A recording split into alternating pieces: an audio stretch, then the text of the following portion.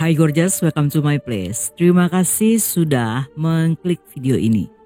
Nggak pakai lama, watch.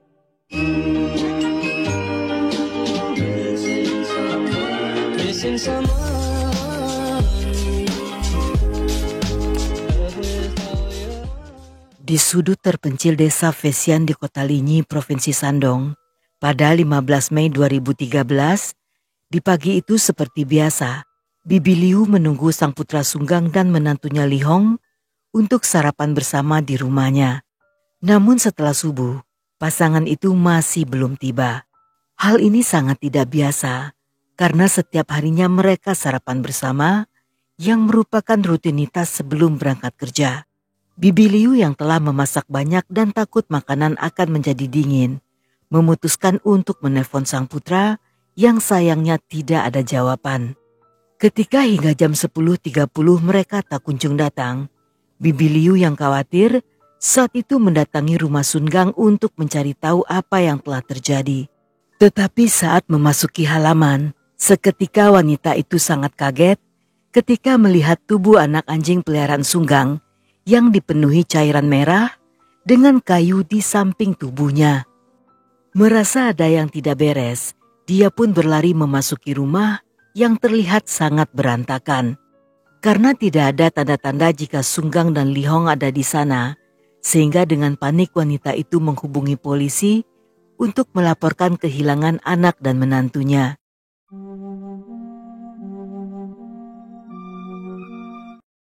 Polisi yang tiba di TKP menemukan jeruji jendela telah dipotong sehingga memberi celah untuk masuk. Kamera keamanan yang baru dipasang telah dirusak dan ditemukan sebuah gagang logam dari kain pel yang telah bengkok serta gagang sapu dari kayu yang terbelah menjadi dua. Di atas meja kopi yang berada di ruang tamu terlihat ada banyak sisa makanan, sehingga polisi meyakini kemungkinan besar ada beberapa orang yang telah makan di sana. Ketika polisi memasuki salah satu kamar, lemari dalam kondisi terbuka dengan pakaian serta barang-barang pribadi yang berserakan di lantai. Sedangkan di atas tempat tidur, ditemukan pakaian dalam wanita berwarna merah dan kamar sangat berantakan yang menunjukkan bahwa seseorang telah menggeledahnya. Namun pemandangan tersebut sangat berbeda dari kamar tidur utama. Walaupun tidak ada yang aneh, dan tempat tidur terlihat rapi serta ditutupi dengan selimut tebal. Tetapi polisi merasa janggal ketika mencium bau samar dari produk pemutih pakaian. Sepertinya ada seseorang yang mencoba membersihkan ruangan itu. Beberapa petugas yang memeriksa ruangan tersebut menemukan beberapa noda yang tampak seperti darah dan menempel pada meja sudut. Mereka pun membuka selimut yang di atas kasur terdapat bekas jejak kaki berdarah yang telah dibersihkan. Petugas yang melakukan pemeriksaan di ruangan lain melaporkan jika semua peralatan CCTV telah hancur. Bahkan komputer yang terhubung ke CCTV juga telah menghilang. Meskipun tidak ada bukti rekaman, namun karena terlalu banyak jejak yang tertinggal di TKP, sehingga mereka sangat yakin bahwa pasangan itu telah mengalami sesuatu yang mengerikan. Untuk menemukan Sunggang dan Li Hong, polisi mengirim tim petugas lapangan yang menanyai warga sekitar. Menurut salah seorang warga, sejak beberapa waktu sebelumnya, mereka pernah melihat beberapa pria tidak dikenal yang sering berkeliaran di sekitar wilayah itu. Dan tidak lama setelahnya, beberapa petugas juga menemukan 2 kartu ATM serta beberapa dokumen milik Sunggang yang dibuang tidak jauh dari sana.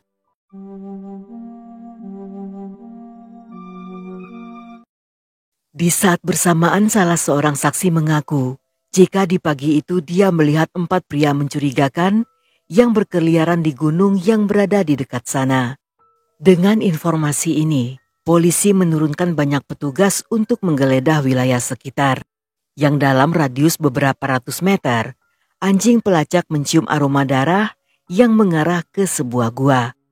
Petugas segera menelusuri gua tersebut dan menemukan jasad pasangan itu yang ditutupi dengan tumpukan daun jagung kering. Berdasarkan hasil otopsi, forensik menyatakan pada tubuh Sunggang ditemukan banyak luka pukulan serta tusukan di sekujur tubuh. Selain itu, juga ditemukan 4 luka berupa lubang pada bagian kepala dan penyebab kematian akibat luka tusuk pada bagian paru-paru. Sedangkan pada tubuh Li-Hong yang dalam keadaan polos dan berlumur cairan merah, ditemukan berbagai luka cakaran serta luka gigitan yang jumlahnya tidak terhitung. Bahkan pada bagian intim, terdapat luka akibat siksaan yang tidak terbayangkan dan wanita itu tewas akibat mati lemas. Melihat banyaknya bekas penyiksaan tersebut, polisi meyakini jika kasus ini bukan sekedar kasus biasa, melainkan telah direncanakan sejak jauh hari yang kemungkinan juga memiliki unsur balas dendam. Selama beberapa hari ke depan, petugas juga melakukan penggeledahan di sungai dan mereka berhasil menemukan 3 kantong plastik yang dikeluarkan dari dalam air. Kantong tersebut sebagian besar berisi botol minuman kosong dan beberapa sampah. Di antara sampah-sampah itu, mereka menemukan 1 kartu ATM atas nama korban dan 1 kartu tunjangan hidup dengan nama yang berbeda. Kartu tunjangan hidup adalah kartu bank yang dikeluarkan untuk orang-orang yang menderita kesulitan keuangan karena tidak mampu bekerja akibat sakit atau cacat. Kartu tersebut milik dari seorang pria tua bernama Han. Namun melihat kondisi kesehatan Han yang sangat buruk, sehingga polisi meyakini jika pria 70 tahun itu bukanlah pelakunya. Dan berdasarkan keterangan Han, kartu itu telah diambil dan dipakai oleh putranya yang bernama Fugang. Ketika mengetahui bahwa Fugang merupakan mantan narapidana, polisi yang curiga jika pria itu terlibat segera menyebarkan fotonya ke publik. Di saat bersamaan, beberapa petugas melakukan penyidikan melalui riwayat transaksi akun bank milik korban. Yang di sana dalam rekaman CCTV ATM, mereka melihat seorang pria yang sambil tersenyum kejam sedang melakukan penarikan uang. Pria itu memakai mantel hoodie milik wanita dengan tujuan agar wajahnya tidak dikenali.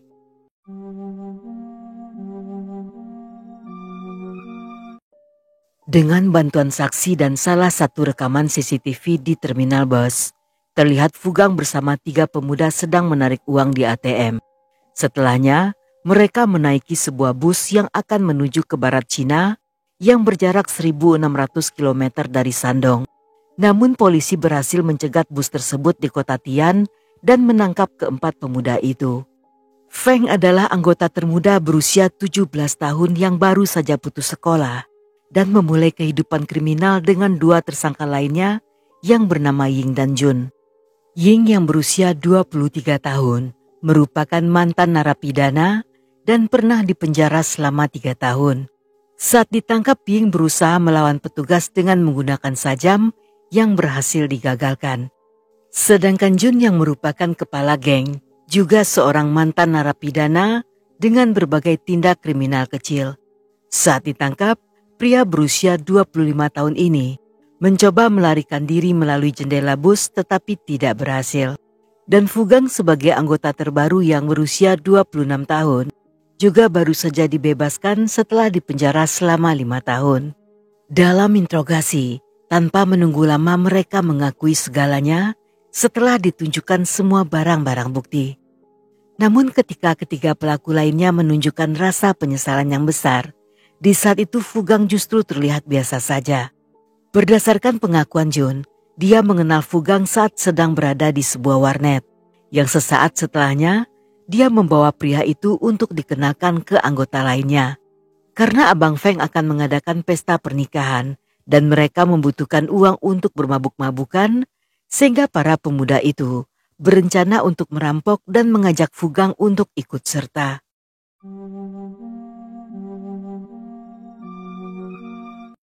Sun Gang dan Li Hong yang baru menikah 6 bulan yang lalu memutuskan tinggal dan membangun rumah di desa Fesian agar bisa berdekatan dengan sang ibu Liu. Di rumah ini pula lah mereka mengadakan pesta pernikahan dengan mengundang banyak tamu yang terdiri dari kerabat serta teman-teman. Setelah menikah, keduanya menjalani kehidupan yang nyaman dan memulai usaha kecil-kecilan. Berkat kerja keras serta kemampuan, perlahan usaha tersebut menjadi makmur. Namun karena tinggal di lokasi yang relatif terpencil, dengan jarak masing-masing rumah berjauhan dan terhalang pepohonan di sekitarnya, Meskipun lingkungan tersebut bagus, tetapi mereka menjadi incaran beberapa gangster di daerah tersebut. Pada satu hari di bulan April 2013, rumah mereka didatangi oleh keempat pelaku yang berhasil mengambil uang sejumlah 8,7 juta. Walaupun sangat marah, tetapi mereka tidak punya pilihan lain karena tidak memiliki bukti. Tidak ingin kejadian yang sama kembali terulang, Lee Hong pun memutuskan untuk memasang kamera CCTV. Setelah rumahnya kemalingan, Sunggang sama sekali tidak menduga jika para pencuri mulai tertarik pada kecantikan istrinya setelah melihat foto pernikahan mereka yang tergantung di dinding. Dan saat itu, Fu Gang dengan hebohnya berteriak akan mendapatkan Lee Hong, mulai menargetkan wanita itu untuk dijadikan mangsa. Agar lebih aman dan sambil menunggu si pemilik rumah dalam kondisi tidak siaga, mereka pun sepakat selama sebulan ke depan untuk tidak memasuki rumah itu dan mulai mempelajari rutinitas pasangan ini.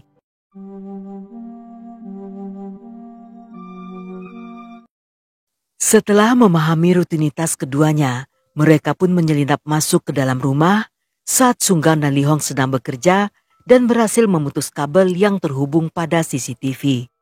Karena anjing peliharaan Sunggang sangat berisik, serta takut suara gonggongannya akan mengundang warga, mereka pun membunuhnya dengan menggunakan balok kayu. Dan setelahnya mereka memasuki rumah melalui teralis besi yang telah dipotong dan dengan sabar menunggu kepulangan pasangan itu. Di malam itu ketika sedang sepi pelanggan, pasangan ini memutuskan menutup restoran dan pulang pada jam 7 malam.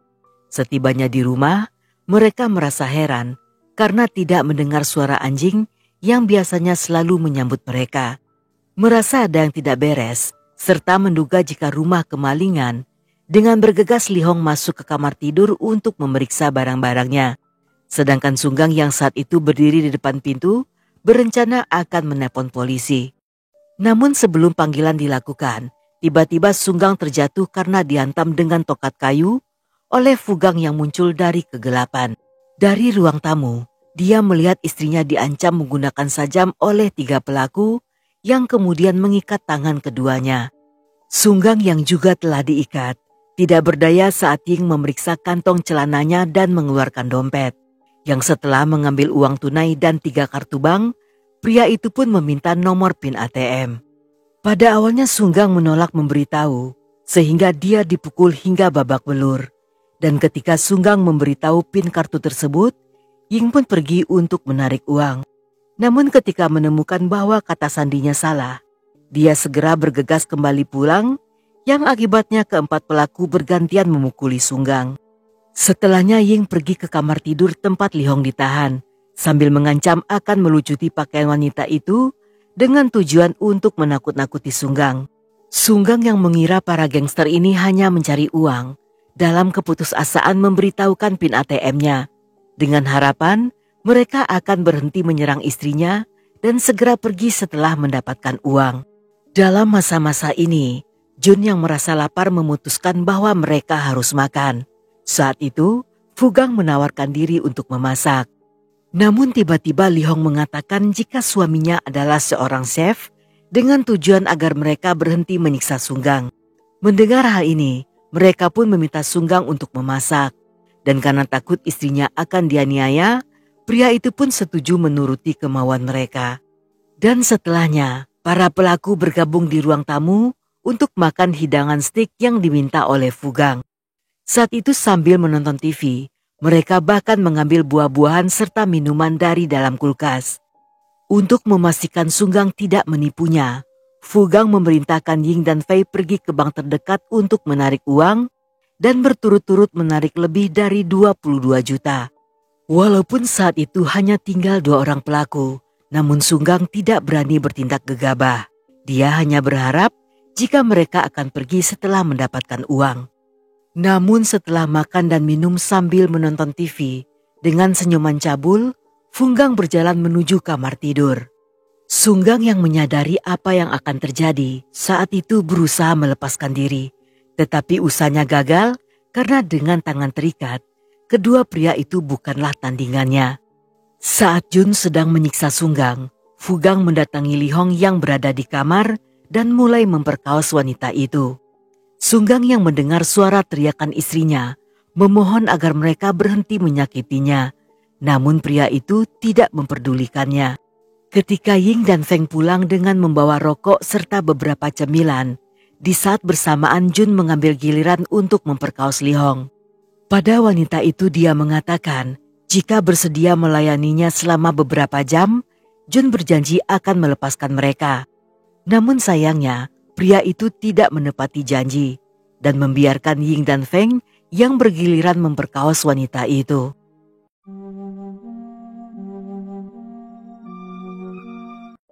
Sekitar jam 3 pagi, Fu Gang si otak kotor kembali mengerjai Li Hong di depan 3 pelaku lainnya.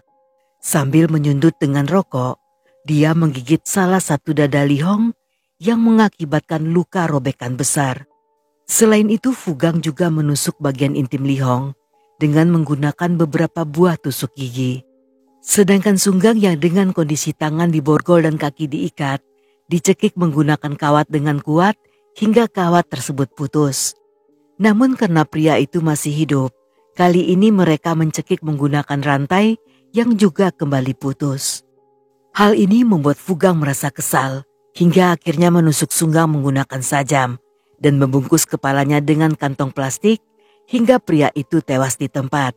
Setelahnya mereka menghabisi Li Hong dengan cara yang sama dan sekali lagi Fu Gang kembali menyundut jasad wanita itu. Untuk menghilangkan jejak, Fu Gang memerintahkan Ying dan Feng untuk membersihkan TKP, termasuk dengan mengganti spray, membuang puntung rokok dan botol minuman. Mereka juga mengambil komputer yang terhubung dengan CCTV, serta membuang semua barang bukti ke sungai. Sebelum meninggalkan rumah korban, Fu Gang mengganti celananya dengan milik Sunggang. Namun saat di sungai dan melihat celana itu terkena noda darah, sehingga dia kembali menggantinya dengan celana milik sendiri. Namun saat membuang celana itu ke dalam air, dia lupa untuk mengeluarkan kartu tunjangan hidup milik sang ayah. Pada awalnya Fu Gang berencana akan membuang kedua korban ke dalam sungai. Namun karena kekurangan waktu dan takut ketahuan, mereka pun menyembunyikannya di dalam gua dan berencana akan membuang ke sungai saat keadaan telah aman. Tetapi dia tidak pernah menyangka jika hanya selang beberapa waktu jam kemudian, Liu mendatangi rumah Sunggang dan menghubungi polisi yang membuat perbuatan mereka ketahuan dalam waktu singkat.